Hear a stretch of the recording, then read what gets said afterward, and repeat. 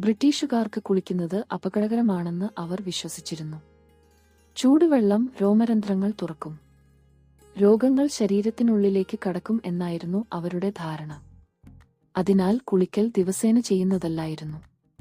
അത് പ്രത്യേക അവസരങ്ങളിൽ മാത്രം ചെയ്യുന്ന ഒന്നായിരുന്നു. 1700കളിൽ സമ്പന്നർക്കു മാത്രമാണ് ബാത്ടബുകൾ ഉണ്ടായിരുന്നത്.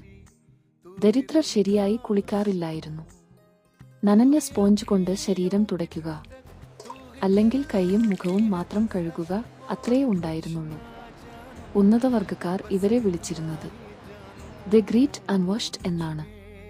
ശുചിത്വക്കുറവ് വലിയ പ്രശ്നമായി. അതിനാൽ ക്വീൻ വിക്ടോറിയ പൊതുസ്നാനഗൃഹങ്ങൾ തുടങ്ങേണ്ടി വന്നു. അവിടെ കുളിക്കാൻ ആളുകൾ പണം കൊടുക്കേണ്ടി വന്നു.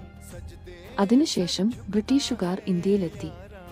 അവരുടെ സംസ്കാരം എന്ന ധാരണ തകർന്നു. കാരണം ഇന്ത്യക്കാർ ദിവസേന കുളിച്ചിരുന്നു. പലരും ദിവസം 2 തവണ പോലും. നദികളിൽ, കുളങ്ങളിൽ, അല്ലെങ്കിൽ വീട്ടിൽ ബക്കറ്റും മഗ്ഗും ഉപയോഗിച്ച്.